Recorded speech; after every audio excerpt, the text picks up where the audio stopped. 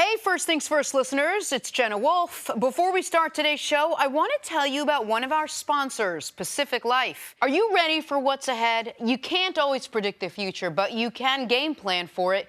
Generations of families and businesses have harnessed the power of Pacific to help them reach their unique goals.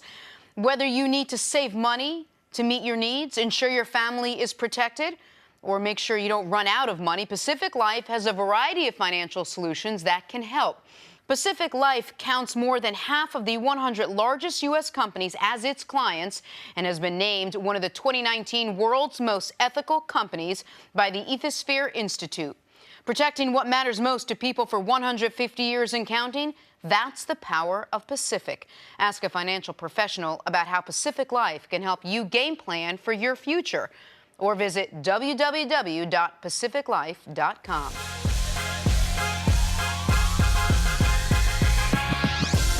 Hi, everyone. Good morning and welcome to First Things First. I'm Jenna Wolfe. That is the Hall of Famer Cris Carter. This right here, Nick Wright. We start today's show on a serious note, the news of Antonio Brown. As first reported by the New York Times, Patriots wide receiver Antonio Brown has been accused of rape by a former trainer.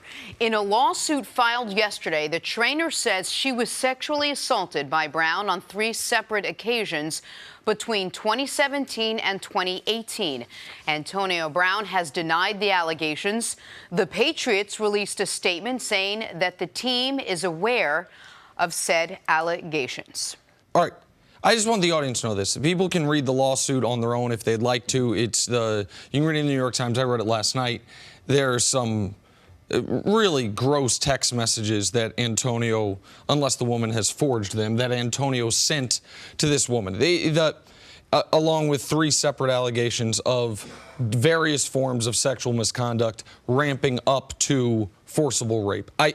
Antonio Brown in the last 18 months has been accused of throwing furniture off a balcony, almost hitting a child. He then, in response to that, said the people are just out for money. He's been accused of hitting a different woman.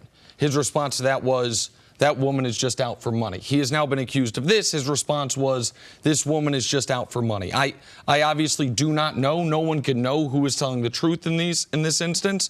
But the allegations are really, really horrifying. And I would say to people, read the lawsuit. You can also read Antonio's response. He's going to countersue Cris. And he says this is an extortion scheme about $1.5 million business investment with basically a scorned former intimate partner. And so those are the facts on the ground. And I don't know other than what people can see on their own, what they want to take from it. But that's the timeline of this, and those are the facts on this. Yeah, I'm going to wait to hear more information on it. I believe that AB, just like she deserves the right to be able to bring these allegations, he deserves the right to have his side of it heard. We haven't heard that besides him denying it. So I'm just going to allow due process to take place, analyze the things on the field until we get some new information. And it appears the Patriots are going to do the same. No word yet on whether Antonio Brown plays or not this week in week 2. And they just momentarily ago released a statement saying basically the NFL is going to investigate. They're going to investigate. They're not going to have any further comment until those investigations are complete. All right. Now we'll leave it there and make the transition back onto the football field. Among the other news of the day, the Steelers and Mike Tomlin off to a rough start this season. They were handed a 30-point loss by Tom Brady and the Patriots Sunday night. This week, they host Seattle. They're 4.5-point favorites, according to Fox Bet. Tomlin, after a pretty dramatic wake-up call to start this season, hopes his team will rebound. We're 0-1. And we better be scalded because of that, and we better work our tails off as we prepare for our next opportunity, man. There will be no division in this group. This is how we're wired. This is what we put out there. We're foaming at the mouth for our next opportunity. We better be. Look, if the Steelers are going to come back, it's going to be a big turnaround after the drubbing they took at the hands of the Patriots. See, do you think they do that? Think the Steelers rebound from their Week 1 loss? Yeah, I think they can rebound, but the thing about it is this is not just a normal loss. When you lose to an opposition like New England, a team that typically in your drafting, not only are you getting ready for teams like Cleveland, teams like Baltimore, but Pittsburgh, man, they have playoff aspirations every year. So part of their preparation is, what if we face New England? And when the NFL schedule comes out months in advance, as a team, you start preparing for that first game at least a little bit every week. You'll take a section out of practice in your OTAs and say, you know something? We're going to do just a mini section on New England and what they do. So they've been working on this for months. Even though the coaches, they're going to lie. They're going to be like, oh, no, it was just a regular. This is New England opening up the 100th season versus Pittsburgh on Sunday Night Football. You know that they had an extensive game plan. You know when they took the field, they had a lot of confidence. And none of that showed. So now with this young team, that Big Ben is one of the few players there that's had some type of playoff success. It's a bunch of young guys playing on a team that traditionally has been very good. So how do they respond? I told you guys, I'm worried about their wide receivers because I'm worried about not only did they lose their wide receiver coach suddenly in training camp, and they hired a good friend of mine, Ray Sherman, to be able to take over, but Juju Smith-Schuster is their leading receiver. He's 22 years old. I don't know of a 22-year-old that I would allow to lead my wide receiving room. And that's a tremendous responsibility, let alone that now he's going to get all that coverage that AB was getting. And that AB, was my concern. AB, man, when you are a top-flight wide receiver, either you are getting double-teamed or they're putting their best guy with help on you.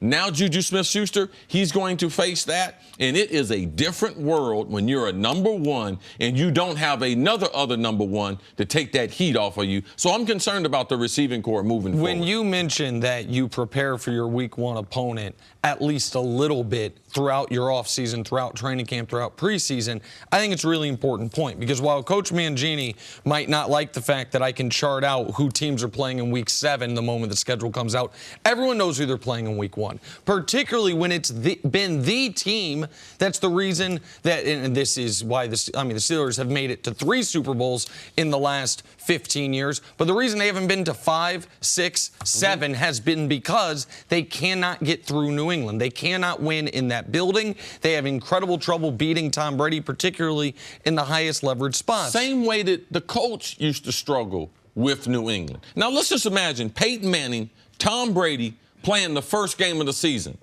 and Tom beats him by 30 points. Oh, what would we be saying about their coaching staff? Absolutely. And if the offense is totally impotent the entire time. I believe this season shapes up to be the toughest ask of Ben Roethlisberger's career. When he first got to Pittsburgh, he had great defenses. He was not asked to be a guy to throw for 4,500, much less 5,000 yards. Once he became a future Hall of Fame quarterback, he every year had a top flight wide receiver and most years had a very good running back to go along with it. This year, I do not believe they have a dominant defense. I do not believe they have an elite number 1 receiver, even if Juju can turn into that. And right now, James Conner, Jenna, as you and I have talked about, does not look like the upper echelon running back he looked like the first half of last season. So Big Ben, without an elite defense, without a dominant number 1 receiver, with questions at running game, it all falls on his very broad shoulders. That's a hell of an ask for a quarterback in year 16. But who asked that? Big Ben was partly responsible for asking for some of that. He wanted his team back. There was always skirmishes between him and everyone else, and that's what he really wanted. Deion Sanders said something really interesting yesterday. He said, after watching the game, I didn't see any fire in Ben Roethlisberger's belly. I didn't see a guy that wanted to go out there and finish plays and get his team back in it. And I wonder how much of this is on Ben Roethlisberger to rally this team. You saw Tomlin got up there and say, hey, this is on me. I didn't prepare ourselves, good enough to prepare ourselves for the Patriots. What do you want to see from Ben Roethlisberger? Well, this is the thing. If we were to sit down and talk to Ben, and Ben was to tell us the truth of the matter would be that Ben had nothing to do with L. Bell not being there. Nope. Had nothing to do with L. Bell not being paid. Now, he had nothing to do with Antonio Brown not showing up to work and forcing the Pittsburgh Steelers to trade him. Even though you can say, oh, man, he said a couple of things. That doesn't stop a man from coming to work. And now, since then, we've seen with AB's behavior, no, Ben didn't force that. That was going to be his move anyway because he didn't have any guaranteed money. The thing about it, when you're on the road, and I understand prime time is an emotional energy guy. So a lot of times when guys like him, when they give advice, it's based on how they played the game. When you go on the road, it's hard to play with a lot of energy because you have to be focused. And when you have a lot of young players, if I'm playing with a lot of energy and I'm on the sideline, you know what guys say? Man, why is Ben yelling at people? So now it's hard to be a winner in Ben's, because it's Ben trying to be, as they said, he's the only adult in the room. Sometimes you have to take the approach, I'm going to be focused today. I'm not going to be a cheerleader. And that's what the game is about on that day. So I don't have a problem with how he played on Sunday emotionally, but I have a problem with how he played technically. Like, they did not attack this defense the way I expect. Offensive line didn't help him out getting off to a good start running the ball. Pittsburgh's defense didn't help him out by getting short stops, giving him a short field, and or turning the ball over. So I'm okay with Ben. Right now, I'm going to watch Ben this year, and I'm going to be careful I don't overreact to try to put too much burden on Ben. And Ben's got a tough gig. When you lose L. Bell and you lose A.B., what quarterback have we seen in this era that has lost that type of firepower? And the roster, whether you're going to put a big burden on him or not, the construct of the roster does put an enormous burden on him because he is far and away the most accomplished and I think the best player on the roster. I can understand. I'm putting responsibility on Ben to play the type of quarterback. But I'm not going to judge Ben on the way the rest of the team does. Sure. And if that defense gives up 30 points, I don't care what Ben is doing. And I agree with you that when it comes to Le'Veon Bell in particular, I don't think Ben or anyone on the roster had really anything to do with that. That was between Le'Veon Bell, Kevin Colbert, and how the Steelers wanted to pay running backs. One last person, though, that can help Ben Roethlisberger, and that's Mike Tomlin in this regard. I do not think the Steelers are positioned to have another top 5 offense. And if they're not, that has to adjust how Tomlin goes into things like 4th and goal from the 1, down 20 points in the 3rd quarter. Maybe in years past, take the 3 points. You feel like we're going to be able to drive up and down the field later. This year, you're going to have to be more aggressive in situations like that because points are going to be harder to come by. And Mike Tomlin said no matter what, there's no division in this locker room, which is a far cry from what we saw the last couple of years there. So we'll see how they do bounce back. Coming up, talk some basketball. Kevin Durant can't stop talking about his former team. That's next on FS1. You can always check us out on the Fox Sports channel. That's on Sirius XM. We'll be right back.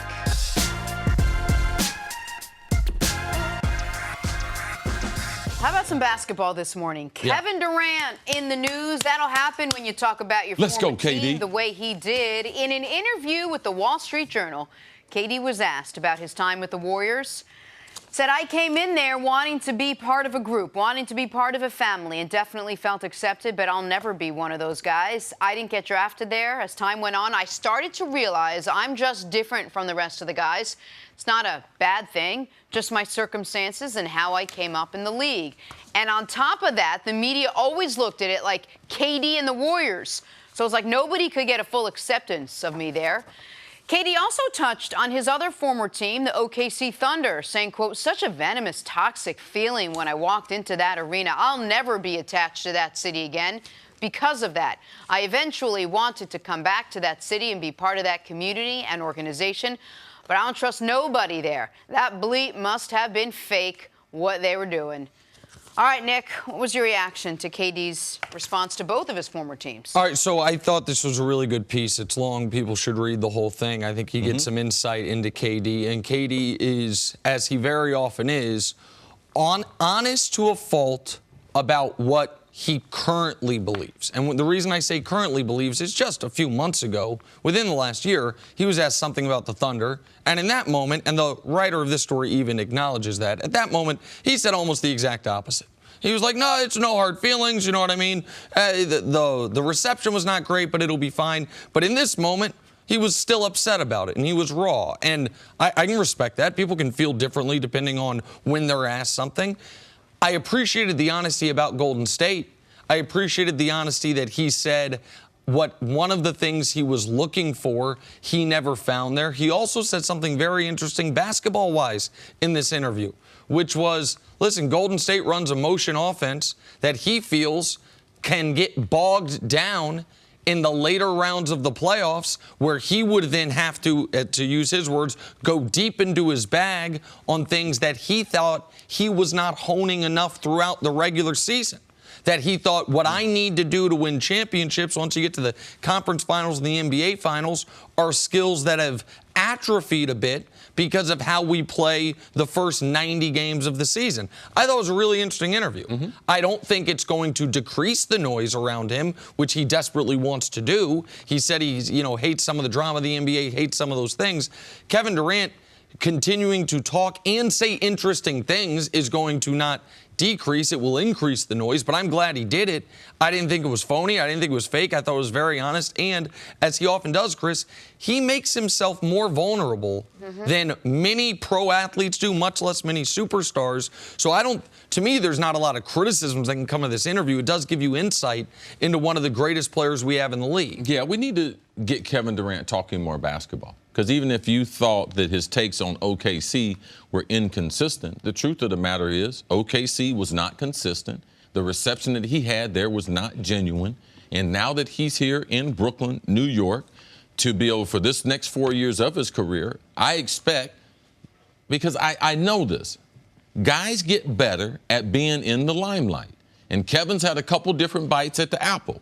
All right, his life was totally different in OKC. His life suddenly changed when he went to Golden State, and he's figured some things out. I like the fact how honest he was about, I went there trying to fit in. And the truth of the matter is that motion offense doesn't fit 3 superstars, not who all can shoot the ball from 30 feet and in at will. No, it doesn't fit their type of system. So I love the fact. And you can tell he's a basketball savant by the way he breaks down things and the way he talked about the later rounds, the kind of skill set that you need, the type of defense that's being played in those situations. So the only thing I'm upset about the NBA is that now that we have dispersed the talent more equally and we have these duos, is that he can't play as soon as they tip it off. I just believe the more he talks, the more we're going to see a version of Kevin Durant that I don't care if people like him or not. He's an amazing basketball player. I think there's certain parts of him just because it's hard to communicate your message on a worldwide stage. And Kevin, I believe as he gets a little bit older, I believe his message points will be a little more consistent. But anytime Kevin Durant is talking about basketball, man, I want to be able to listen because he really says some unique things. I think a lot of people wonder whether he could just ever really put his past behind him. He seems to rehash it. But then the more you think about it, you wonder if he needs that to fuel him. If he he feeds off of everything that didn't go exactly the way maybe in his mind he thought it was going to as he gets ready to embark on this next chapter in Brooklyn. Well, listen, there's an element of Kevin Durant's life that despite the money, the fame, the success, and the immense talent, that it would appear he is still trying to solve. But what I'm not certain if KD gets, and where I think that he would be really well served for someone close to him to explain to them they feel the same way, and that's how everybody feels. Like there is nobody out there that has, it's like, you know what? Everything's perfect.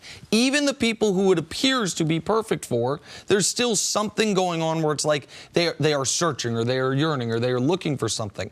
And that doesn't make you unique. That makes you human.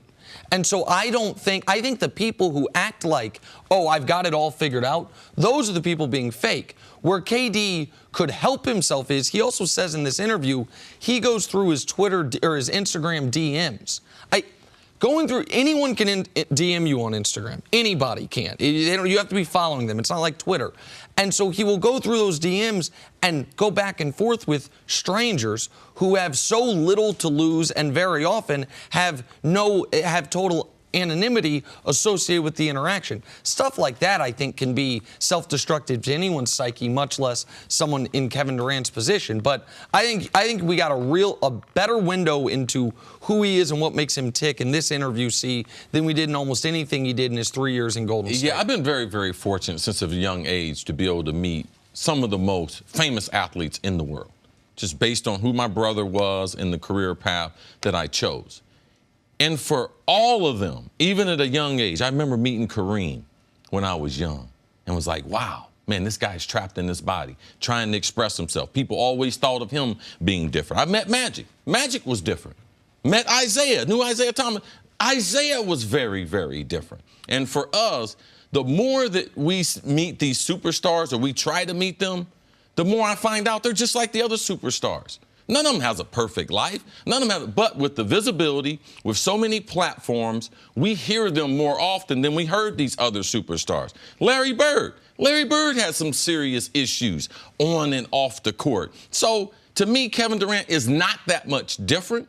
It's hard for him to be able to express himself, but we can't expect, just because God made him 7 foot, he can shoot jumpers, can handle, that everything else in their lives would be situated just like their talent. And we get caught into that because of their talent, expecting them as a human to be that way, and they're not. They're not perfect. They're evolving. They're trying to find themselves. And to me, Kevin Durant is no different. All right, let's get back to football on the other side. Coming up, talk some Cowboys. Has Dak Prescott already taken a big leap forward this season? That's next on First Things First. Are you ready for what's ahead? You can't always predict the future, but you can game plan for it. Generations of families and businesses have harnessed the power of Pacific to help them reach their unique goals. Whether you need to save money to meet your needs, ensure your family is protected, or make sure you don't run out of money, Pacific Life has a variety of financial solutions that can help. Pacific Life counts more than half of the 100 largest U.S. companies as its clients and has been named one of the 2019 World's Most Ethical Companies by the Ethisphere Institute. Protecting what matters most to people for 150 years and counting, that's the power of Pacific. Ask a financial professional about how Pacific Life can help you game plan for your future. Or visit www.pacificlife.com.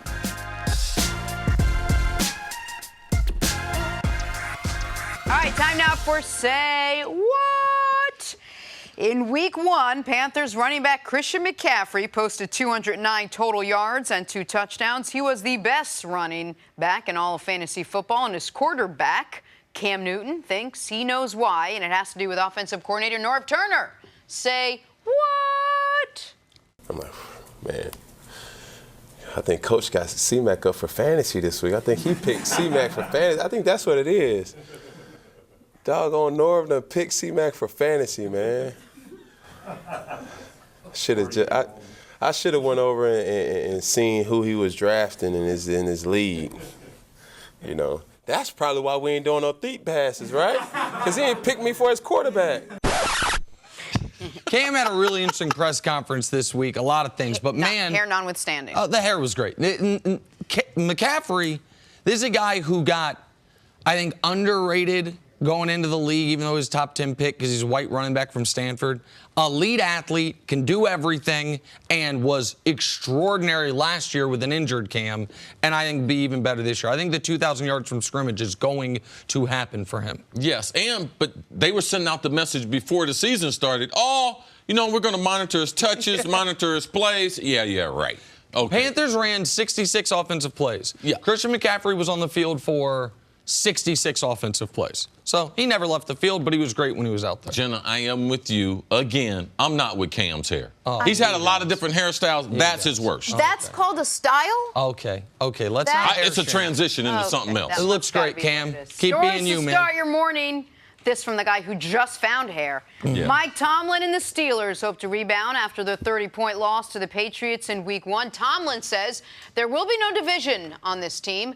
They'll face the Seahawks on Fox. Will Pittsburgh bounce back? I think they will bounce back, but I'm just going to tell you something. Mike Tomlin's going to have to come up with some new stuff at his press conferences because he wins the press conferences. Oh, yeah. Hey, we be foaming at the mouth, waiting to get out there. Yeah, we were embarrassed. We ain't ready for prime time. Hey, Coach, you've been telling us this team was together the last several years. Hey, we've been finding out other messages. So I'm just going to hold it on Mike Tomlin and what he's saying at the press conferences. They need to win. They need to win bad. The only thing they need better to win is the Pittsburgh Steelers defense that the coach used to know something about to show up. All right, so I don't put a lot of this on Tomlin. I think a lot of it's on the roster, but obviously some of it's got to fall on the head coach when you get annihilated. How can you say that? What do you mean, how can I say that? Who picked them? Mike Tomlin's not the GM. Kevin Colbert's the GM. But regardless, okay, we can discuss this more throughout. But when it comes to are they going to bounce back in Week 2, I don't think so. I think Seattle's a better team than them. I think Seattle didn't play very well in week 1 and found a way to win. Pittsburgh didn't play well in week 1 and got annihilated. I don't think they bounce back this week. I think they fall to 0-2. Yeah, Mike Tomlin was the one making all the messages. Hey, man, I will only keep you here as long as you're talented. Remember? Yeah, and they tried to keep him, and he demanded his way out. All right, let's move on. The Eagles' defense suffered. It's the year to take care of Mike Tomlin. No, that's not true. That's not Defense suffered a big blow for the Eagles' defensive tackle, Malik Jackson, out for the season with a Lisfranc foot injury. Nick, how big of a loss is this for Philly? All right, this is nothing about Malik Jackson's ability as a player, because I think he's a very, very good player. But this is a position they can deal with an injury. We said going into the year they have 7, if not 8 quality defensive linemen. I know a lot of those guys are out on the edge, but Fletcher Cox is in the middle. Whomever you line up next to him is going to look better than he actually is, because Cox is going to demand so much attention. So this is a loss for Philly. This is one of the better additions, but I don't think it's a devastating loss because of their depth at the position. Yeah, he's a good football player. He's a good system player, plays in that box in there where it's only a few guys, space eaters. He's not a selfish player, takes up that double team. But the thing I have confidence in, not only their depth, they also have Howie Roseman as their general manager. They're always willing and dealing before the trade deadline, so they're not going to stay as the team. They feel like they need some help. They have the GM that will go out and get it. And now they're starting 2 D tackles, are the 2 D tackles, Jernigan and Fletcher Cox, they won the Super Bowl with. So they're not exactly bereft of talent there. All right, on to Odell Beckham Jr. In week 1, he wore a Richard Mille watch, reportedly worth about $200,000. There's a chance he could be fined by the NFL that employs him for wearing the watch. Odell said, well, he'll still be wearing the watch in week 2. Nick, is this a big deal, or is Odell being unfairly treated? Neither. It's not a big deal. He's not being unfairly treated. Listen, it's a uniform violation, so he should be fined. He recognizes that. He knows that. I haven't heard him complain about a potential fine. I think he either decides because of how much he loves the watch, or maybe because of how much money wearing the watch on the field can make him, it can more than offset the fines. But this is, Alvin Kamara wore a grill in his game designed by my friend, Houstonite TV Johnny Dang. Nobody cares because Alvin Kamara is not a controversial guy. Odell was... Is it illegal to wear that, though? What? No. But there's... Oh, okay. See, was he the only person with a uniform violation this weekend? No. But there's... Listen. How many of them are going to do it again Odell, in week 2? Probably a lot of them. Okay. Probably a lot of them, Jenna. My buddy Brandon Carr, when he was with the Chiefs, wore socks he wasn't supposed to wear almost every single week. And all of them are idiots. Okay, well, that's... All of them are idiots because one day they're going to look back and see, like, you know how much money I just wasted? When you come into an NFL locker room, the one thing that's different about the NFL is... And the reason why the brand sells the way it does, and the reason why the sport is the most popular. I know Odell don't care. I know Brandon Carr don't care. But the reason is the uniformity between the players and the teams. Do you realize if the NFL didn't have a uniform code, what these guys would come out there looking like? Sure. You wouldn't know if a guy had a tail. He would have 8 towels going behind him. I mean, their numbers, like, oh, what number can we have? We can have any type of number. Like, it would not be the product that we see. But the truth of the matter is, Nick don't care about this stuff. But when you're in a locker room, the rules apply to everyone. And this is how you see guys, they gradually get into other stuff, you know, because, oh, I don't care about a $5,000 fine. I don't care about a $20,000 fine. I don't care it's a $100,000 fine. Why wouldn't you care? It's a distraction to your teammates because every game, a former NFL player typically, because they're the uniform checkers on the sideline, they come up to you and they give you a warning. So why would every game I have another guy who's hired by the league come up to me and have to say, Jenna, you know something? You can't wear that watch. You can't wear that necklace. You can't wear it. And if you don't take it off, we're going to fine you. These former players don't want to do that. So he gets a warning every single game. To me, it don't make sense. It just speaks to how selfish, how much individuals that they are. Because Odell Beckham, what's the money going to make a difference? Right. What's it going to make? But being with my teammates and doing the same things my teammates were doing, like, because the teammates are going to have to answer this question. Well, go ahead, Nick. Go ahead. No, listen, in the whole league, all the receivers, nobody in the league in week 1 had more targets without a drop than Odell. On the whole Cleveland Browns team, no one was more productive than Odell. We played a lot of press conference sound bites from the Browns. Oddly, we didn't play Odell. Why not? Oh, because he didn't say anything controversial. Because he said the right things. He played well. So now but it's he refuses to wear the uniform the way it would. Because now we've ticked it all the way down to I'm just going to tell you, uniform violations. Well, when you're on a team, Nick, you're not playing golf by yourself. You're not Nadal. You're not some rapper. Yeah. All right? And you disregard being on a team and what we have signed up. We're all supposed to be going in this car in the same direction together. But to you, it don't matter. It absolutely matters. It couldn't matter for you to be like, I don't care. I don't think that a uniform violation is all of a sudden pulling the car in a different direction. But it's another guy, a guy who, I'm hitting the net on the sideline. It's not the same person, Nick. If it was Julio Jones, I'd be like, wow, that's surprising. But how about the fact that this is a team that just lost by 30 points? Now, wearing the watch once and being fined for it, I'm okay with that. But when you're trying to avoid other distractions and you want to just focus on football, why do you need an extra reporter in the locker room asking a stupid question about a watch? They sent a watch reporter? No, but they sent every reporter asking about his stupid watch. What's the point of that? Just don't Nick, wear it none again. of these things are a distraction. No, hold on. See, please. Why is it even Please don't speak for me in that regard. It's not that none of these things are a distraction. It's that I've been doing the show with you 2.5 years. And certain things are a distraction. What are they? I acknowledge that. Tell me what they are. I acknowledge that what he said in the interview with Lil Wayne and Josina Anderson, even though I said it was honest, it was clearly a distraction. It was an unforced error. He didn't need to do that. I acknowledge that. What does he gain by wearing the watch, Nick?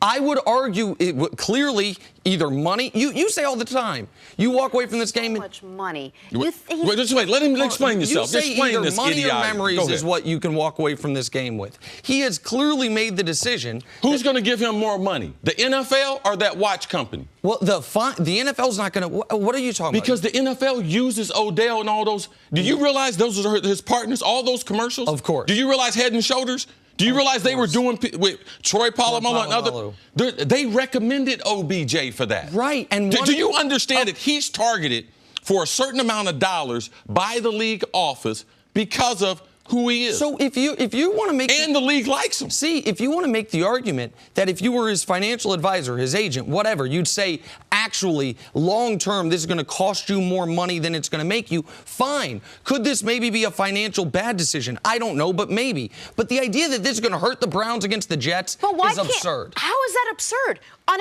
Coming off a game that they had when you really should just be talking about football, guess what we're talking about? Yep. His watch. And I understand, like I said, you want to wear it once and get fined? Okay. Why go back in and dip your toe in there again? Why wear it again to cause more distractions a second week? Jenna, but what's the point? This is not new, though. We've had guys wear shoes. We've had Marshawn Lynch. We've had these guys make these same mistakes before. Marshawn Lynch in the Super Bowl. And the reason why I know this is because one of my good friends was one of the people that had a discussion with him. If he couldn't wear his shoes, he wasn't going to play in the Super Bowl. And this company was going to pay him a lot of money to wear these shoes. But the NFL is a business. It's a corporation. You just can't be just doing whatever you want to do. And to me, after being in a locker room and seeing all these distractions, seeing guys fine, seeing guys waste money, it never helped the team. Now, you could say, it never hurt the team, but I'm just going to tell you, it never helps the team. I'm not arguing his watch helps the Browns, for the record. You also can't say out of one corner of your mouth, I don't want to be a distraction anymore, and then out of the second corner of the mouth, I know I'm going to do something the NFL doesn't want that will bring unwarranted attention to me, and that's something we're going to talk about in the locker room as opposed to say how our offense is I think you drastically overrate this something we talk about in the locker room. We did 15 minutes on it on a national show. Yes. Well, what Jenna's correct about. Go ahead. What Jenna's correct about is other guys on the team have to answer questions. And they'll answer the questions. They'll go up and down.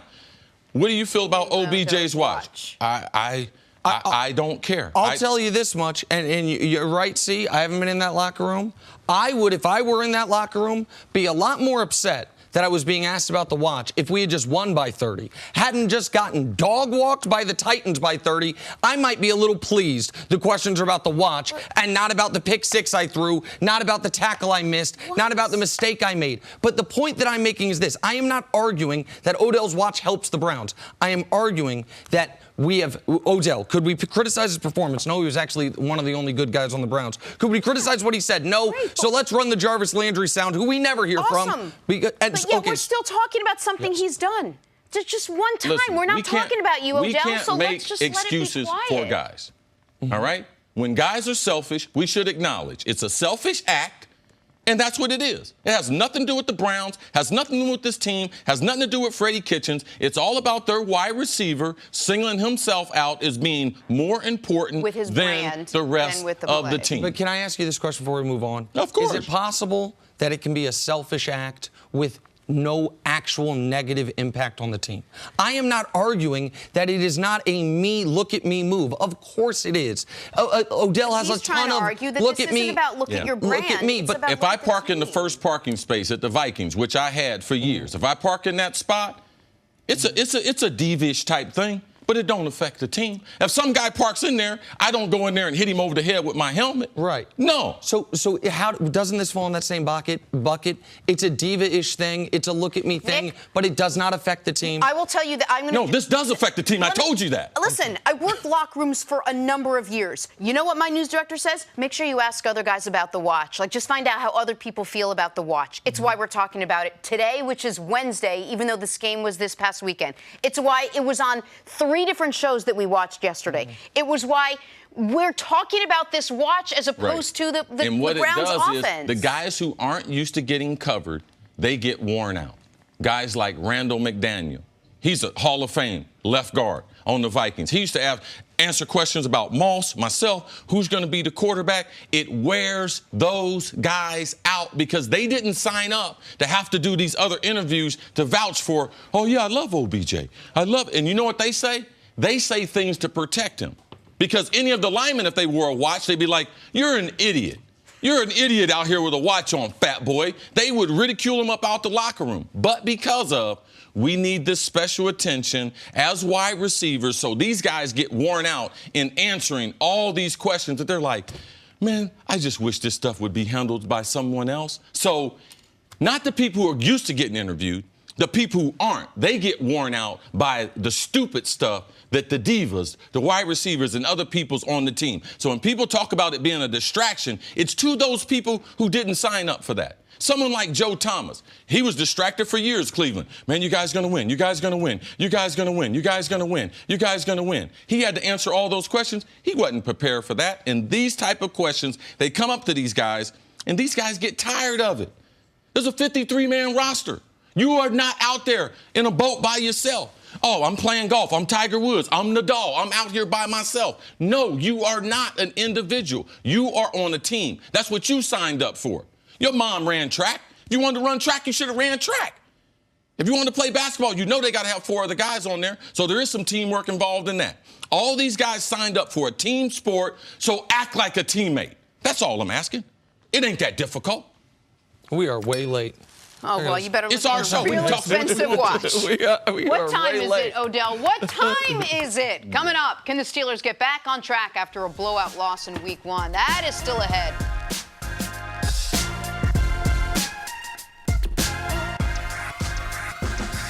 We are back here with another great former Pro Bowl linebacker, Bart Scott. Oh, man. You all right, big Good to fella? see you. He got steam coming off his head. Oh, from no, last I'm night. okay. That's diva on Oh. diva crime, man. It ain't no big deal. I've had bigger fish to fry. Let's go. Okay, Swordfish, baby. let us talk some Cam I'm getting ready to Newton. fillet you. Cam coming off shoulder surgery in the offseason and a foot sprain in the preseason. We saw an up-and-down game from Cam in Week 1, and the Panthers lost to the Rams. Cam does have a chance to redeem himself tomorrow on Thursday Night Football against the Bucs. And for Cam Newton, that game can't come soon enough. We just got to be better. And we're coming around, and it's early, and I'm sticking to it, man. You know, anytime, for us, our fans, man, it was extremely loud sometimes, and we just got to get that edge back. Man, I just want to win. I don't care. I just want to win, in the worst way. Straight up. I don't care if I throw a ball at all. If handing the ball off to C-Mac or whoever, just want to win, man.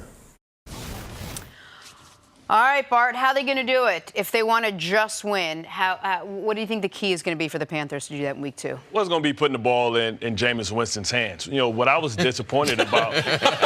Just turn it over. No. Go ahead, James.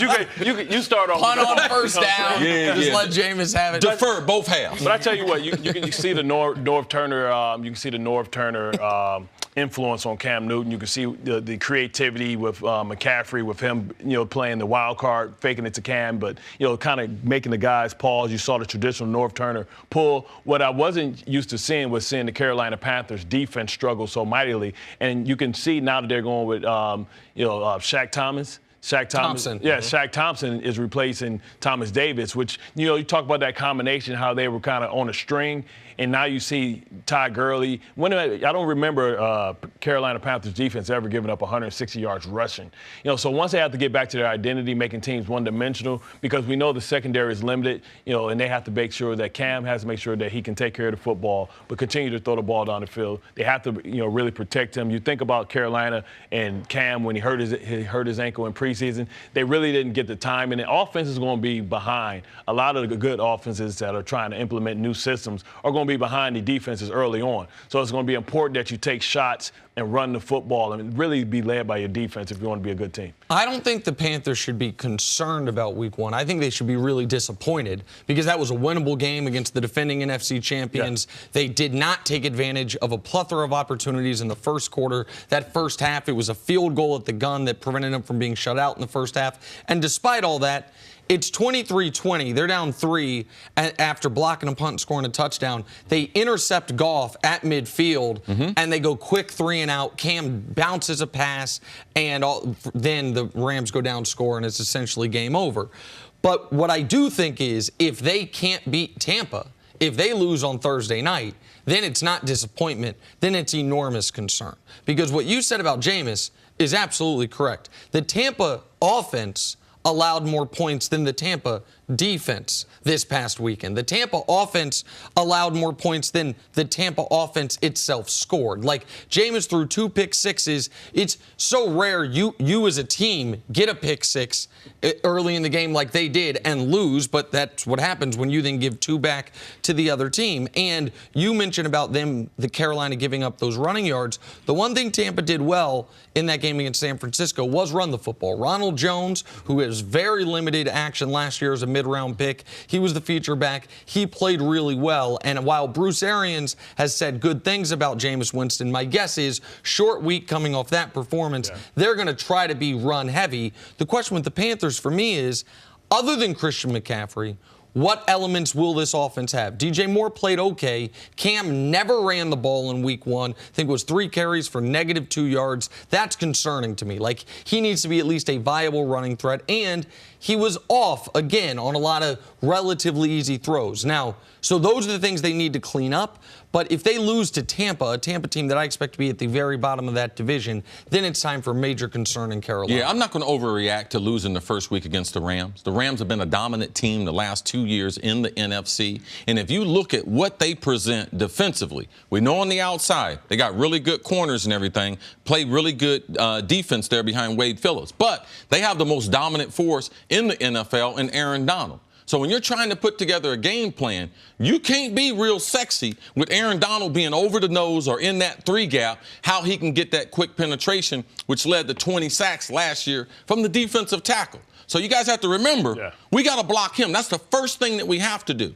And then we can't forget that Cam missed a couple weeks in the preseason. And in those couple weeks, the timing between all of his young receivers. Yes, DJ Moore is ready to be the number 1 receiver. Curtis Samuel, is he ready to be the number 2? Can he stay healthy? But also, Carolina, for them to be successful, they must run the ball. But they must also run the ball with their wide receivers. Last year, they led the NFL in wide receiver yardage. So that hocus pocus, McCaffrey and those wide receivers, because their running skills, Curtis Samuel and DJ Moore, is elite.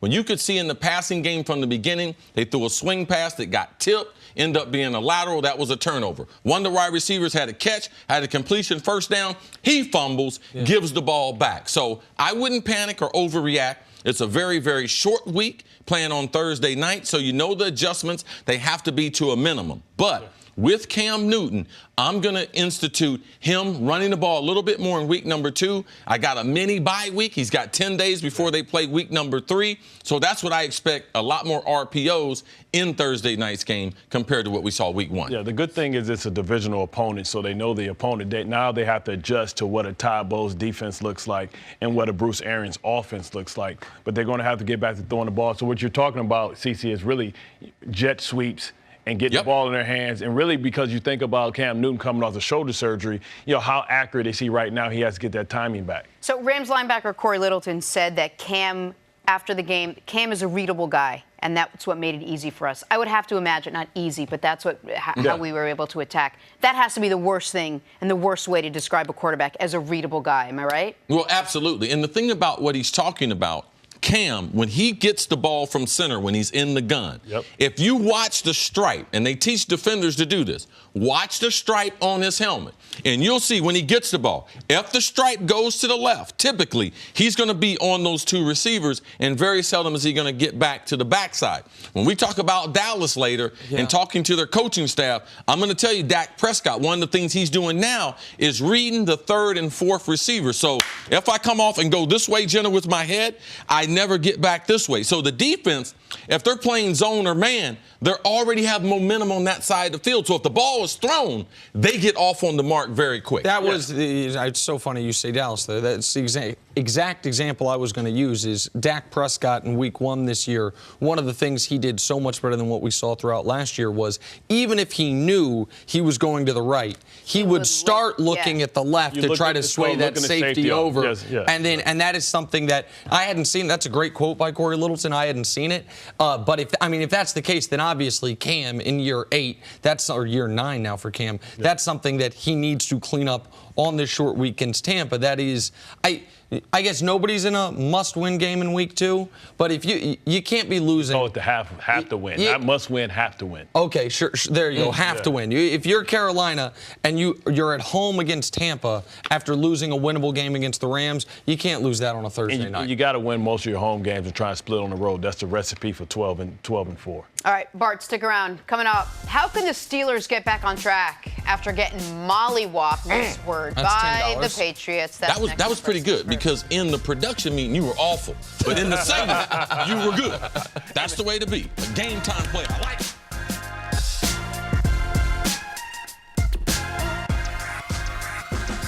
Back here, first things first with former Pro Bowler Bart Scott. Bart, the Steelers and Mike Tomlin off to a bit of a shaky start. They were handed a 30-point loss by Tom Brady and the Patriots Sunday night. This week, they host Seattle. They're 4.5-point favorites, according to Fox Bet. Tomlin, after a pretty dramatic wake-up call to start the season, hopes his team will rebound. We're 0-1, and we better be scalded because of that, and we better work our tails off as we prepare for our next opportunity, man. There will be no division in this group. This is how we're wired. This is what we put out there. We're foaming at the mouth for our next opportunity. We better be. You think they can do it? You think the Steelers rebound from what they took from the Patriots last week? I've never seen foaming at the mouth be good, but Bart, go ahead. Well, you got rabies a little bit. It's all good. that means you're going crazy. They're going crazy over there in Pittsburgh.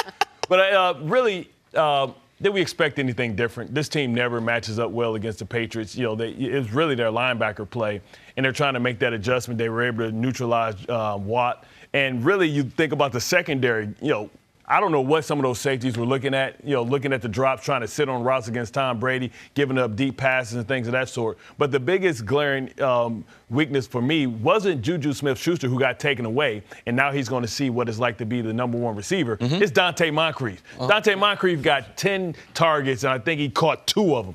And, it's not, it's never when you try and replace the superstars, who's replacing the number 2. It's the trickle-down effect. Right, so it's a copy of the copy. It's getting more diluted and diluted, and they're trying to find somebody that can become a second receiver. And until they get that, teams are just going to take Juju away and say, okay, you're going to beat me with my number 2. And remember the number 2s they've had before. When Santonio Holmes was the number 1, you look at what Antonio Brown was able to do. When Antonio Brown was number 1, well, look what Emmanuel Sanders was able to do. Batman always got to have his Robin, run to be able to take some of the pressure off and make you pay for going and putting, rolling the coverage like that, right? When they were rolling the coverage over to CC, they were throwing the ball up to Moss. So you always have to have two. Until they find that number two receiver that's willing to step up, they're going to struggle, and they're going to be in tight ball games, especially because that Pittsburgh defense looked very porous yesterday. And last year, Antonio Brown, when he lined up, 51% of the he lined up against corners, Pro Football Focus had them in the top 35.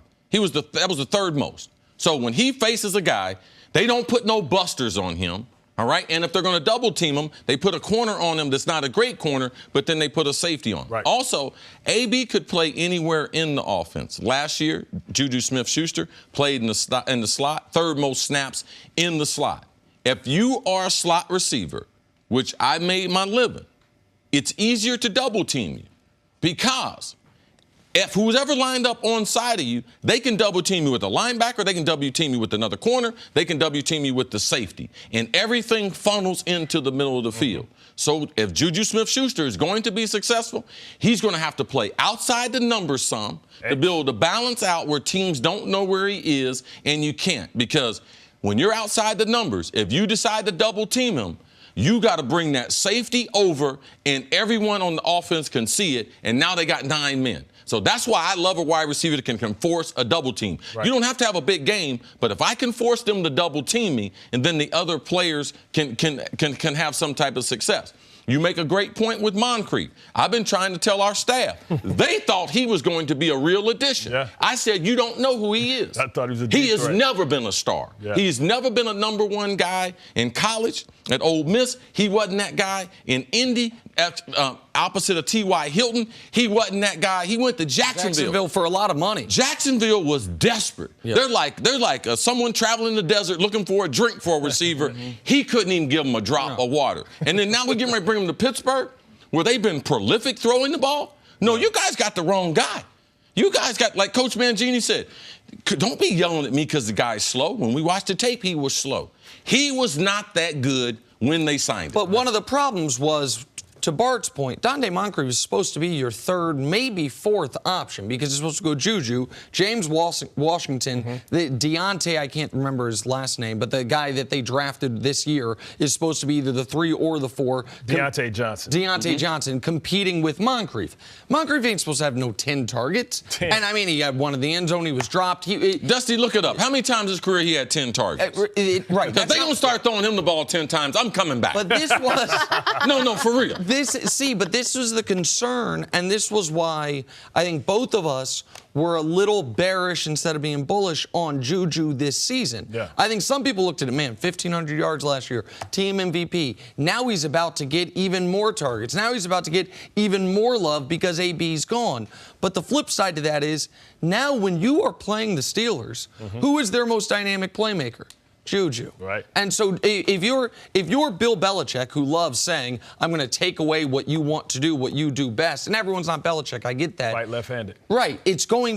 Juju never had to deal with that. Not since USC did he have to deal with teams scheming against him. Now they have to scheme against him. Quietly, James Conner, after his first 9 games of his career, has gone back to being, a mid-round pick who is a nice story. Nothing special. Right, nothing special. So you don't have an elite defense anymore in Pittsburgh. Haven't seen that since Ryan Shazier was tragically carted off the field. You don't have what I would consider an elite wide receiver, and I don't even know if you have a top 10 running back. Man, that is a lot on Ben Roethlisberger's shoulders. That's what he asked for. And it is he asked to be the unquestioned leader on the team, and he didn't do a ton to solve the relationship with Antonio Brown. But whether he wanted it or not, Ben's looking better and better every day. Y'all can say whatever you want, and we know not about Le'Veon. Well, what was he supposed to do? Take some cheese off his taco. Man, come on, man. Get out my face with that, man. You got to share.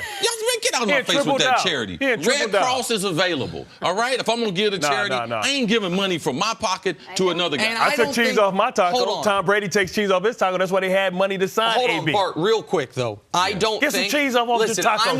Every day is Taco Tuesday with Giselle, okay? Every day. Hold on one second. I'm no Ben Roethlisberger apologist, but I think if Ben Roethlisberger made $1 million a year, it would not have changed the Steelers' organizational philosophy on paying running backs and guaranteeing money past year one. I don't think you can put, in my opinion, any blame on Ben that Le'Veon's not there. Is Ben's money guaranteed past 1 year? Absolutely. It's the only he has position power in there. I mean, the general manager basically called him the vice only president adult of the in the room, organization. but I can't listen. The Steelers, before Ben, during Ben, and after Ben, have had a philosophy of, aside from our quarterback, we are not guaranteeing money past year one. That was the Le'Veon Bell issue, so I can't put this. But whoever's fault it is, the Steelers got problems, and they're about to play a Seattle team that I think is going to beat them, and all of a sudden they're staring at 0-2.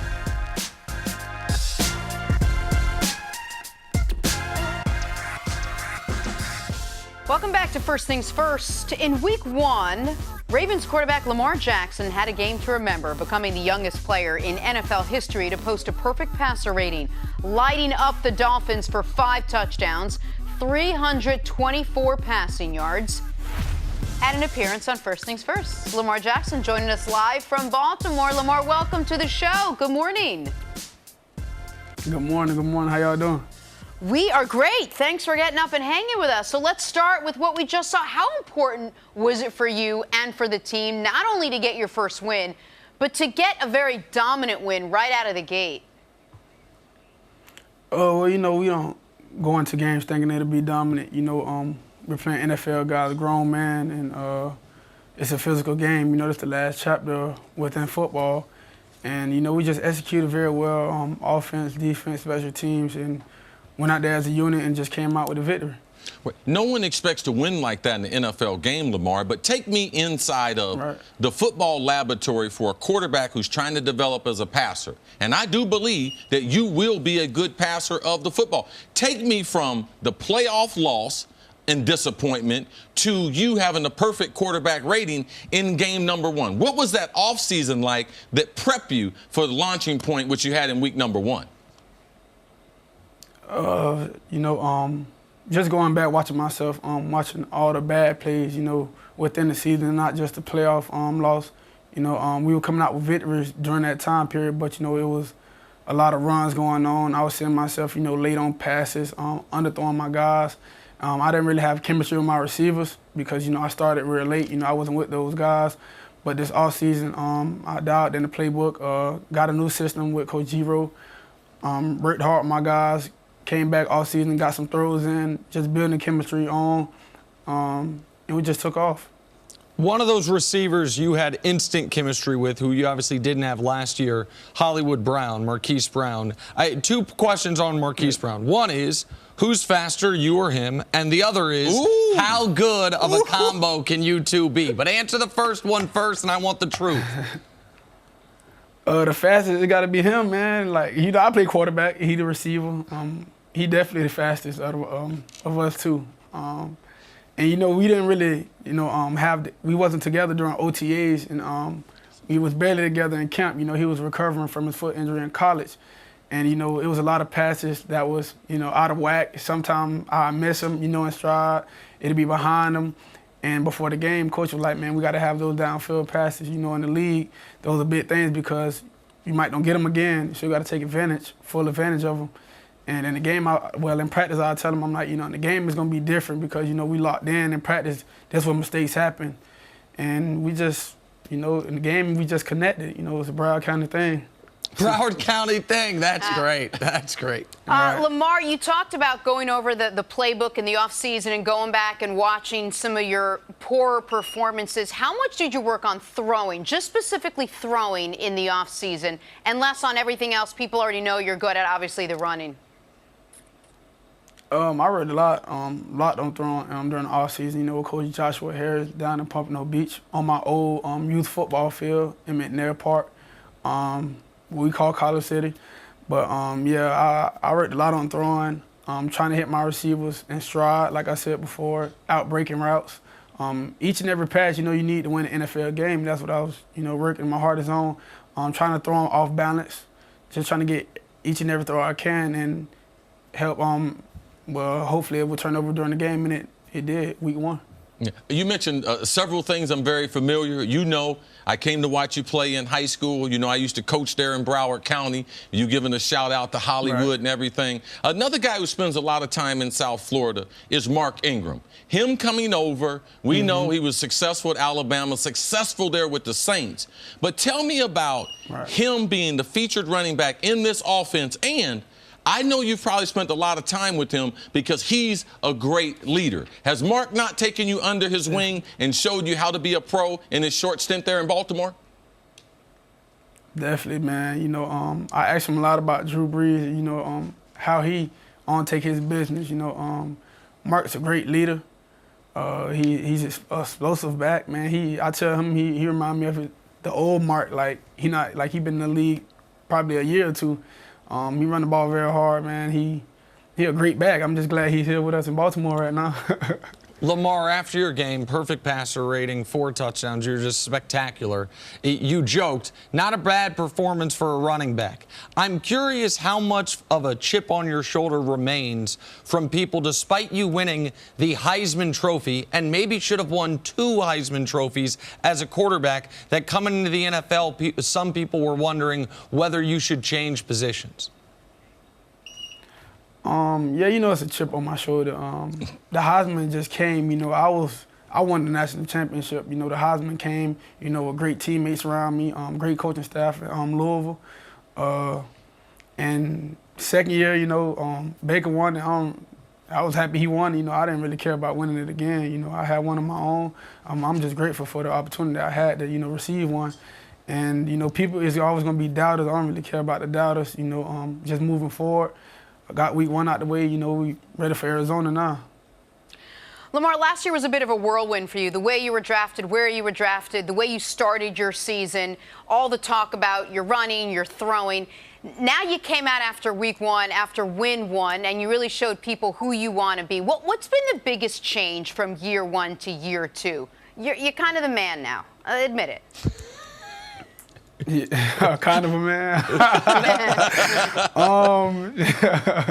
I just say just a year older. I say I'm a man now, right? You know, I was in the league a year. I got that out the way. Just had a full offseason to myself instead of, you know, going through the draft process, doing these little workouts and stuff. You know, I was just working out my team and just, you know, dialed in to the playbook. Just worked hard on throwing and just got to keep going. All right, real quick, one clarification for my colleague Jenna Wolfe. She said you're kind of the man now, not a man. No one was questioning if you were a man before. Okay. She said you're the man, the unquestioned. He thought you said he's kind of a man. No, he's like the Mac Daddy. The man. Now. Okay, well, we got you. We got it. Oh, okay. All right, so what advice would you give, not that you're in a position to help your opponent, but after week 2, pardon me, when you and Kyler meet at midfield, hopefully for you after a Ravens win, what advice would you give him as a rookie quarterback in this league with some stylistic similarities to you? Just play ball, you know, do what you did in college and high school, you know, just be yourself. You know, he's a great player, man. I watched him, you know, he was #1 dual threat when I came out of high school, man. Him came out at the same time. He's a great quarterback, so, man, just be you and ball out. What is Coach Harbaugh doing? Because I know he's one of the great teachers, the only coach to ever be a special teams coach, but he is an educator. What input has he had in your overall development? This offseason, he told the media, listen, he's going to develop, he's going to run, sometimes he's going to throw, but he's our quarterback. How instrumental has the confident words that Coach has said about your performance leading to you being successful? Coach, you know, Coach Harbaugh just let me be myself, man. That's all he tell me. You know, just go out there. You know, they say you can't do this. Just show them, because, you know, I do it in practice all the time. And the guys were just saying, man, you know, we just can't wait to see, you know, trans over to the football field, you know, regular games. I was like, it's going to happen, you know, last year. But, you know, this year, you know, you guys seen the first week. You just got to keep going. Coach Harbaugh just said the same thing, you know, just keep going. It's only week 1. You know, we just got to do it 15 more games. Lamar, is there a quarterback in the league that you look up to that maybe you want to play like, or maybe that isn't even playing anymore, but whose game you watch and you want to emulate? Nah, I watch every quarterback in the league. You know, it's a reason, you know, we all here.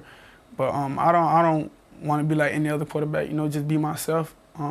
If anything, just, even better myself. If anything, one quarterback, I'll say Tom Brady, he has 6 championships, and that's what I'm trying to be at. Yeah, I'll say Tom, if anyone. All right. Lamar, I'm looking forward to seeing you. I'm going to be covering the game this week, so I'll be at practice on Friday. I've talked to you a number of times before, looking to see you build on the great performance in week number 1. Thanks for joining First Things First this morning. All the best, Lamar. Appreciate you guys.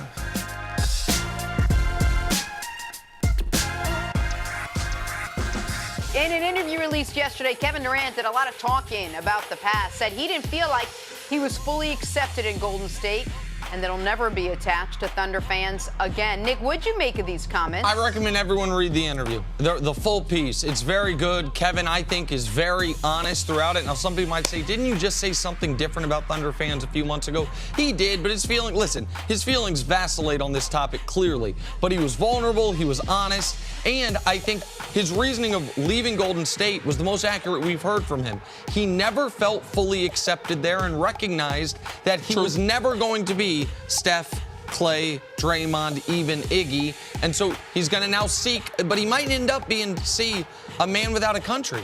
If he doesn't like OKC, if he doesn't like Golden State, if they don't win a championship in Brooklyn, what's the team he will associate his career with? I'm great. You don't need a country. You're the world. He's one of the best players in the world. Sure. He's the best 7-footer that's ever been able to do what he's able to do.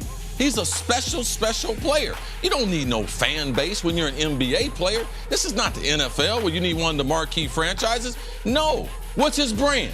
Oh, I get buckets. What's his brand? I get in my bag. What's his brand? I'm really, really skilled, and I'm 7 feet. So, to me, Kevin Durant, I think we're going to see more revealing things as he gets beyond this injury and before we see him on the court again. And just quickly, one thing you pointed out, he actually talked about some X's and O's basketball in here, about why he thought a different team could be a good fit for him. You love when he talks hoop, and when he talks the actual X's and O's. People should read for that part and that part alone, if nothing else. Definitely a good read. All right, on to the NFL now. The Eagles defense suffering a big blow. Defensive tackle Malik Jackson out for the season with a Liz Frank foot injury.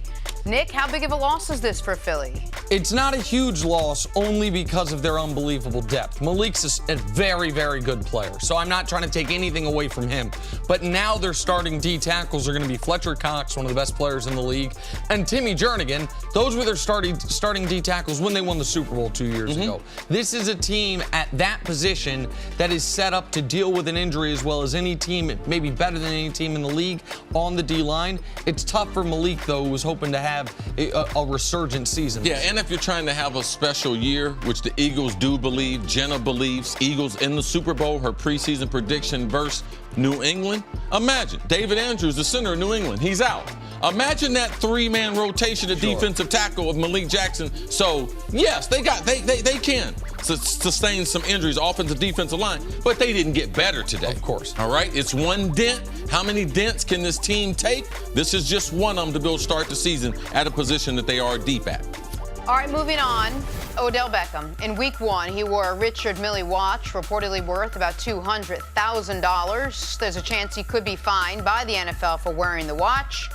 Odell said that he'll still be wearing the watch in week 2. Nick, is this a big deal, or is Odell being unfairly treated? Option C, it's not a big deal, and he's not being unfairly treated. He's being treated. Listen, if you break the rules, if you have a uniform violation, you should be fined for it. Anyone would be fined for it. I don't know that it would be a topic the way it is with Odell, but Odell wants the attention. Do I think it hurts the Browns 1%? No. Do I think it's a real distraction? No. Do I think it had anything to do with their 30-point loss? No, but he's not being treated unfairly, and it's not a big deal. It is a big deal because he continues that the rules don't apply to me. The reason why AB blossomed into the monster he is now is because they started letting these small little things. You're on a team that's in a business that has a uniform code. You can't wear watches, all right? There's a reason why. It's for overall safety, and it's for the overall branding of the company. If you imagine if the NFL didn't have any rules on uniform, you know what? You would be so disgusted to see what guys got on. They would have the old cutoff jerseys on. I'm talking about guys with no six-packs, with blubber bellies, and bloated chests. They would be wearing stuff thinking they look sexy. They would have towels hanging out the back. like they look like a dang on. It would be chaos. Mayhem. It's just absolute mayhem. And this is things that I do know. And I just take pride in being a professional and being a leader. And I got a couple trophies in my house that speak for that type of leadership. That's how you get those awards. Walter Payton, Man of the Year, Edward Windsor White Award. You don't get those by being this guy and being an individual. So, no, of course Nick's wrong. Again. All right, let's Difference talk of Cam philosophy, Newton. Cris Carter. Coming off shoulder surgery in the offseason. If I was in the league, I didn't say if I was in the league. Yeah, you did. That's run it back. Sorry, Jenna, go ahead. We saw an up-and-down game from Cam Newton in Week 1. I'll be running zigzags. In the Panthers' loss to the Rams. Cam's got a chance to redeem himself tomorrow on Thursday Night Football, that against the Bucs. And for Cam, that game can't come soon enough. We just got to be better. And we're coming around, and it's early. And I'm sticking to it, man. Anytime, for us, our fans, man, it was extremely loud sometimes, and we just got to get that edge back. Man, I just want to win. I don't care. I just want to win, in the worst way. Straight up. I don't care if I throw a ball at all. If handing the ball off to C-Mac or whoever. Just want to win, man. All right, CC, how do the Panthers get back on track now in Week 2? I talked to the defensive coordinator, and he was disappointed because they did miss some assignments, and they had looked at New England and other things of how to face the Rams, because last game the Rams played and they were in the Super Bowl. They thought before the game that they had a really good game plan. They thought they'd be able to attack them up front. But when you get in the game, the Rams were able to run the ball effectively. They wanted to put the ball in Jared Goff's hand to be able to win the game. They weren't able to do that, and they just weren't productive enough on the offensive side. So Carolina football, when it's good, they're really good on their front seven defensively. They shut teams down. They create a lot of turnovers. And on the offensive side, Ron Rivera, Norv Turner, they coach a physical style. And turning the football over, Cam was not very good in the passing game. The wide receivers didn't help him. So for me, be physical in the running game by allowing your wide receivers, and that's what they did the first 8 games of the season last year before they got some injuries. DJ Moore, what does he do? He is a number 1 receiver, but very, very good running with the football. Curtis Samuels from Ohio State. Can he stay healthy? What's the number 1 skill set he has? Running the football. So, no, they can't just rely on McCaffrey out of the backfield. They got to be able to run the ball with their wide receivers, and their running skills make them a very, very special group to be able to give them some balance so they can balance out that offense with that defense. But defensive coordinator, he was not pleased with the way they played defensively. And he shouldn't have been. The Panthers had plenty of opportunities in this game and couldn't take advantage of it. They should be very disappointed about Week 1.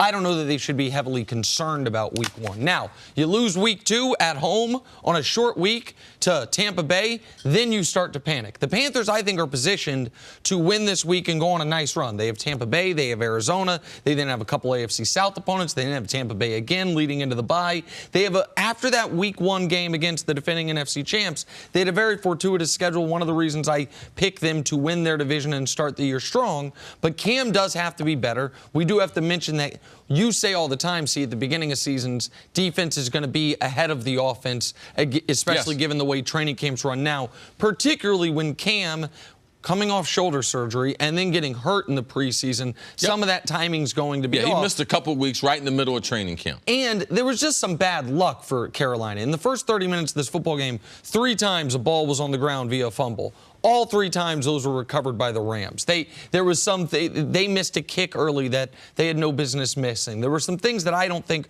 are going to duplicate this Thursday night against Tampa Bay, but one thing Tampa's definitely going to try to do is run the football. Ronald Jones was the best player for them offensively in Week 1. Jameis Winston was a train wreck. Jameis Winston's time as a starting quarterback in the NFL might be coming to a close quickly. But Bruce Arians understands that, okay, whether I wanted to fix Jameis or not, I need to win football games.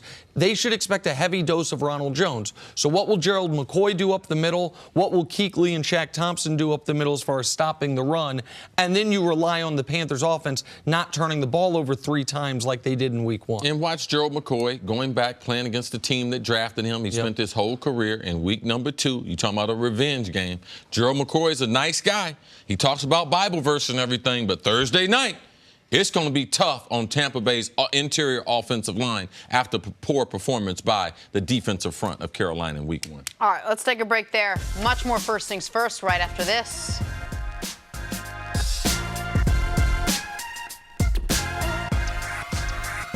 All right, we got some breaking news out of Kansas City. Chiefs dynamic wideout Tyreek Hill is expected to miss 4 to 6 weeks with the collarbone injury he suffered Sunday against the Jacksonville Jaguars. The team does not plan to put Hill on IR. So, Nick, how do you think this injury impacts the Chiefs' offense? Well, I think Tyreek Hill is, other than Patrick Mahomes, obviously, the most important singular player on the offense. But if what we saw on Sunday against Jacksonville is any indication, they're going to be just fine for the next 4 to 6 weeks, particularly if Sammy Watkins is anywhere close to the Sammy Watkins that we saw on Sunday. Now, I don't think he's going to have 200 yards, 3 touchdowns, probably again all year. But the amount of speed they can put out on the field, even without Tyreek Hill, with Sammy Watkins, with McCole Hardman, who, keep in mind, they drafted as a Tyreek Hill replacement when they thought Tyreek might be suspended for part of, if not the whole season. I think they're going to be just fine in the short term, even though he and Patrick Mahomes are the most dynamic, deep threat quarterback-wide receiver combo we have in the league. Yeah, that's probably, if you look at their offense, what's the player best being injured? I wouldn't want Sammy Watkins because his overall confidence would kill him. Travis Kelce would affect the offense. So if there is a guy in Tyreek Hill, he's the most explosive wide receiver we have in the game, I would prefer it be him. And the reason why, we have the young kid on the shelf who can replace some of his running ability. But there's 2 things he can't replace. He can't replace him as a punt returner. He is one of one. I have never seen anyone as fast and as explosive as he is returning kicks. And he doesn't know the offense. This is Andy Reid's offense. This is a complicated offense. He can't line up in all 4 wide receiver spots. So that productivity from Tyreek Hill, you have to say, okay, Sammy Watkins, I want you to take over some of the receiving. Sammy Watkins is going to come down to earth, too, because we talked about A.B. Juju Smith-Schuster. He getting ready to get that number 1 attention because in game number 1, they didn't have the offseason that Jalen Ramsey could have said, you know something? I'm going to shut down Sammy Watkins. Y'all contain the rest of them. Yeah. No, when you get into a game, it's hard for teams to change their point of emphasis after weeks and months, especially being the first game. Oh, how do I adjust? So Sammy Watkins, I'm going to say this. He surprised Jacksonville. They were not expecting that version of Sammy Watkins, so just expect a little bit of an adjustment. But the overall run productivity, it can be replaced because the skill set of the rookie is very, very similar to Tyreek Hill. Yeah, but remember, Tyreek Hill didn't start off in that place. He had to develop into that. And what happens is they're going to have to try and find a unique role for him. You can't try and replace the productivity and the skill set of Tyreek Hill just because they're both fast, both because they're better short doesn't mean that, okay, just insert player and you're going to get the same productivity. And now teams are going to just say, you know what, let's jam Sammy Watkins because he has struggled getting off the ball. He's a different, taller receiver. So now guys were off because now you know you're on man-to-man and you don't have safety help because you're rolling coverage to Tyreek Hill, and you're using the extra resources on your safeties, on Kelce, because you know your linebackers can't go. So now if I'm a defender, I'm licking my chops because now I know, okay, we can stop Sammy with our best corner. We don't have to put our number 2 corner over there and put the safety over there and then put our number 1 guy on the other guy. Now we can just go and we can get in the game plan. So now he's going to get that smoke, and does that affect his confidence? And really, when I look at it now, let's look at the schedule. They're going to have the Ravens, the Colts, and the Texans. Those are going to be tough games because, you know, they're equally. And I'm not really all bought in on this Chiefs upgraded defense yet. You know, I know, Spagnola's there, but you don't know. I want to see them tested a little bit more. Spagnola's put some bad defense on the field. Recently. Well, yes. But they supposed to upgrade it. You know, Frank Clark and all that. 6 new starters. Right, so we'll see, what that's all about. But, they're going to be tested against the Ravens and that dynamic offense. They're going to be tested against the Colts. They're going to be tested against the Texans. Can they withstand that? They may lose a couple of those games because they don't have the threat of Tyreek Hill. Well, I'm not as worried about the Colts and Texans, but in the next 6 weeks, they play, you mentioned Baltimore, and they go to Denver. Last year, the two games where the Chiefs' offense was held in check the most was a home game against Baltimore, which is what they have after this week, the game that was saved by a Patrick Mahomes to Tyreek Hill 4th and 9 late in the game when the Chiefs were drawing dead, and that road game on national television against Denver when Mahomes saved it with the left-handed pass. You're not concerned with those Texans? No. That offense is explosive, so they can go throw for throw because it's not about who has the best offense, it's about who has the worst defense. Yes. Anytime you play against an explosive offense, you should be concerned because the recipe to beating Kansas City is keep the ball away from them. Right. And if you can see 10 out of their last 20 games, well, in their 10 of their last 18 games, they've given up over 400 yards. So for me, at some point, I need to be able to see some type of defense before I just keep making these excuses. They got 6 new starters. They got a new defensive coordinator. Well, but if I keep getting the same results, so I'm going to wait. Yep. I'm going to wait to see. Okay, well, two things. One is it's been 1 week of the season, so it's not at some point. It's not like we've been talking about this for months. They've played one game this year under the new but it's just like the Browns. What were you concerned about the Browns before the season? Their offensive line. And then they play back. Absolutely. Well, they lost Greg Robinson. Hold on a second. Kick it. That's equivalent. 6'6", 300 pounds. That's equivalent to doing a windmill. Go ahead. Come on, man. Be a man. I want to make sure you understand what I was saying when I said I'm not worried about Indy or Houston. We're talking about the Chiefs in the context of their offense, the loss of Tyreek Hill. Even without Tyreek Hill, I think the offense is going to put up 35+ against Indy and Houston. Concerns about the defense against every team in the league until proven otherwise. The point I was making about Baltimore and Denver is we saw the Chiefs' offense, which is mostly the same as last year, even with Tyreek Hill, struggle to put up points and yards against Baltimore at home and at Denver. In this stretch where they're supposed to miss Tyreek Hill, they play Baltimore at home and they go to Denver. Those are the two games his absence could be the most damaging. The defense struggling against anybody is almost absent of Tyreek Hill. What I'm trying to tell people about Kansas City, they're not going to lose because of their offense. Right. All right? I was on a team like Kansas City. Man, me and Moss used to make bets before the game. Man, how many are we going to get today? I said, man, at least 30. How many touchdowns are you going to score? We used to bet. Moss said, okay, I'm going to give you, I think I can get one, but I'm only going, if I can score over 50 yards. So I've had that type of confidence. Yeah. But what ended up happening? Give up 45. We played Tampa Bay, and they give it to Mike Allstott, and that clock is going tick, tick, tick, tick, tick. So it's not New England 43 minutes. So we can keep talking about their offense as much as they want to. Right. How they going to lose? Keep the ball away from them. So any team that can have some ball control, their offense don't have to be explosive, but I can keep that ball away from you. And Patty Mahomes, that tick, tick, tick, that's an opposition for them this year is the clock. Keep away. Right? You limit the possessions. You take the air out of the game, and it forces you to make sure that you score on those possessions. You have one turnover, and the game flops, and you go down by 2 scores, game over. But does this mean maybe Shady McCoy's role changes just a little bit? Do we see a little bit more of him? Well, I'm high on Shady McCoy. Yeah. He's a phenomenal football player who's in a system that fits him. Andy Reid is not getting ready to hand it to Shady McCoy between the tackles and say, hey, big fella, go in there and make something happen. No, he's going to put him in space. He's going to put him with linebackers. This is the best offense that Shady's ever been on. Man, all he's got to play is 15 to 20 plays a game, matched up against linebackers in space. Then I do all these things with these wide receivers, hit him on an inside zone with Patty Mahomes.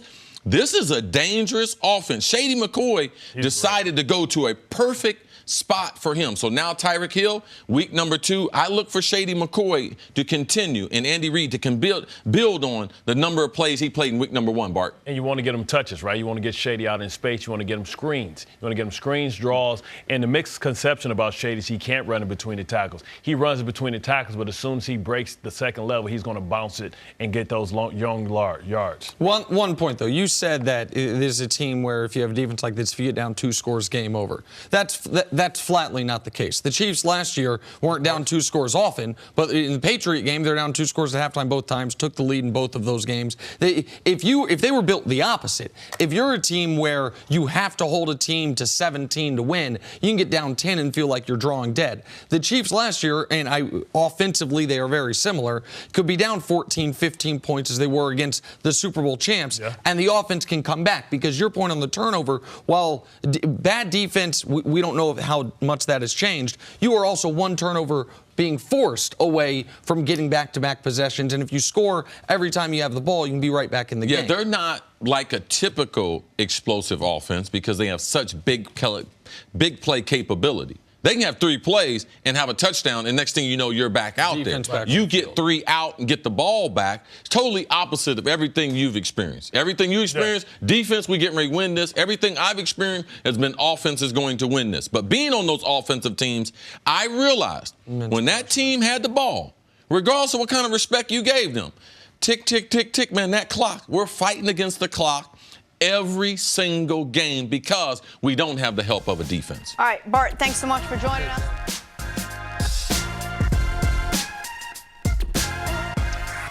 The Vikings coming off a 28-12 win over the Falcons on Sunday, thanks in large part to Adam Thielen, who got the scoring started with a first-quarter touchdown. And we welcome in the star wide receiver now.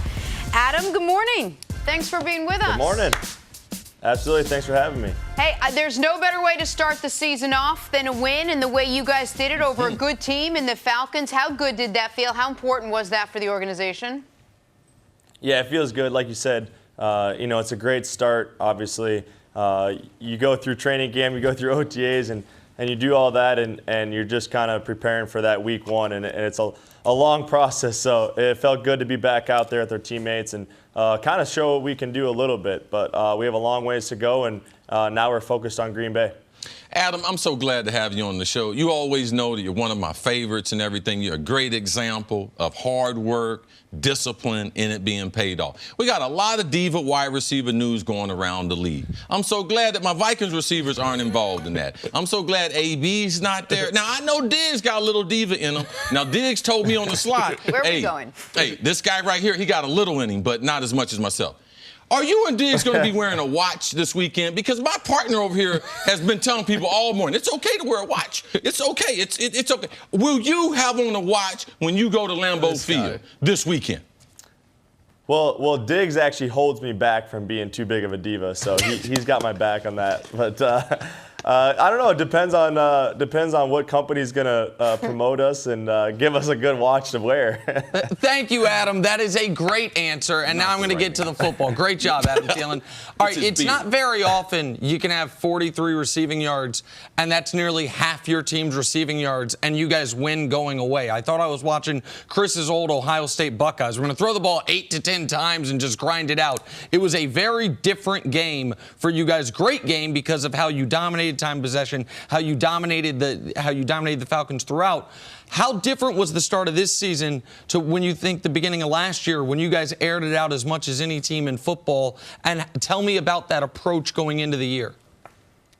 Yeah, it's a lot different, but at the same time, for us, we don't really care. As long as we're winning ball games, it doesn't matter how we get it done. We're going to have games like this where you have a ton of rushing attempts and you're able to run the ball efficiently, so you don't need to pass. But there'll be other games where we'll have to throw the ball to win.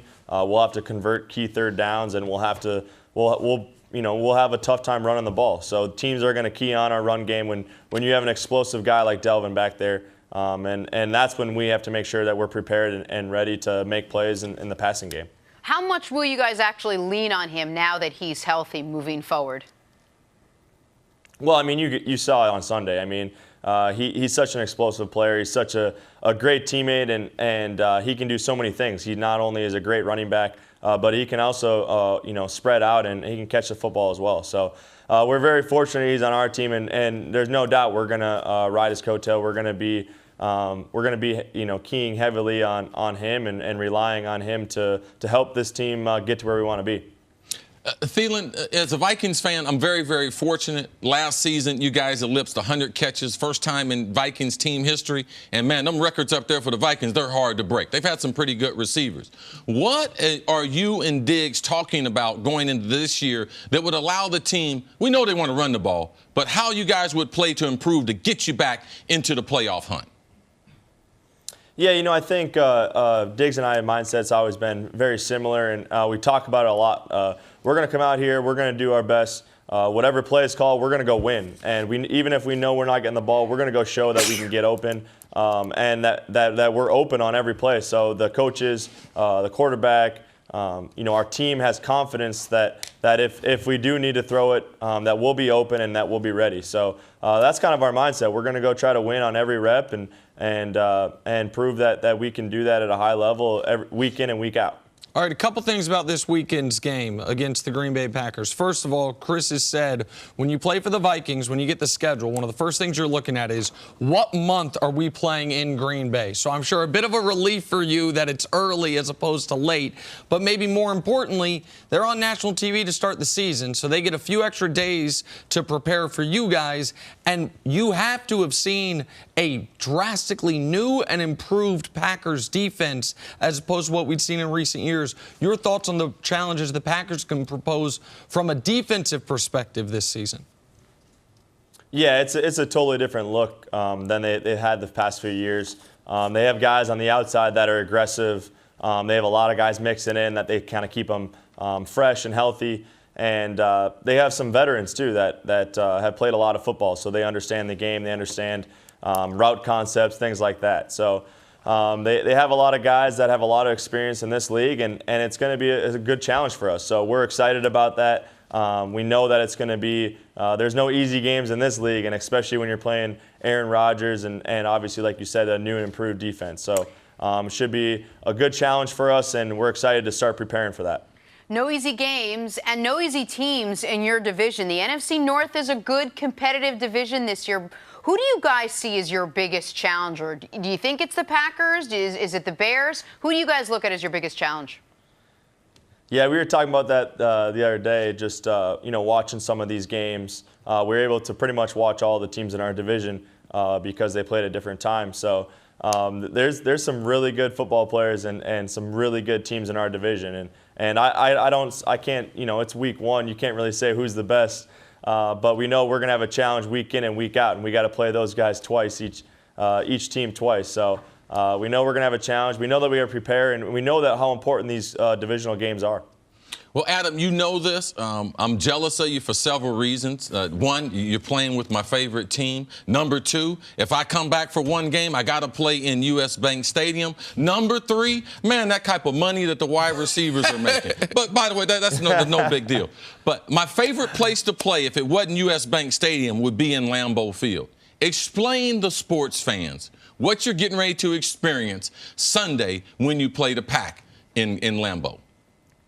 Yeah, there's no doubt. Anytime somebody asks me, where's my favorite place to play other than US Bank, it's definitely Lambeau. I mean, there's really nothing like it. It's not necessarily how loud it is because it's not the loudest stadium, but I think it's just the feel. It feels like football. There's bleachers in the stands. Like, what NFL stadium has bleachers? And as far as advertisements, there's not a whole lot of advertisements. Pretty much everything is green and gold. So it's a very unique place. It's a very cool place and a very fun atmosphere as a football player to play in. You guys had such a potent rushing attack on Sunday that Kirk Cousins got in on the action. 6 carries for 4 yards, not a very impressive average. However, a very impressive touchdown and touchdown celebration from Kirk Cousins, and you are prominently featured in this. Can you walk me through what we're seeing here and the inspiration and the choreography that went into this, Adam? Don't hold back, Adam. Give us details. Well, Kirk is very intrigued by our dance moves, mostly digs, but we all kind of mix in some that we like, and so he gets very intrigued and he wants to learn them and then wants to do them on the field. So I was a little caught off guard that he was going to pull it off week one, but it was a good dance. He pulled it off, but that was all credit to Diggs. That was his dance move. I see your rookie centers coming in there, and then he sees you guys dance, and he's like, "No, I'm going to sit out on this one." Yeah, we got to keep him up to pace because I don't think he's ready for what he's in for as far as our celebrations go. All right, Adam, we thank you so much for joining us. All the best of luck to you this weekend with the Packers and for the rest of the season, and for getting up early to spend some time with us. Thanks for being a class act. The difference between class and... Hey, man, I'm going to send you one of them watches, Adam. But if the NFL tells you not to wear it, you probably just wear it. Thank you so much, Adam. Thank you for listening to the First Things First podcast. Remember, leave us a review and tell us what you think. Subscribe to the podcast on Apple Podcasts, And catch us on FS1 Monday through Friday, 6:30 a.m. Eastern. For Cris Carter and Nick Wright, I'm Jenna Wolfe. So long, everybody.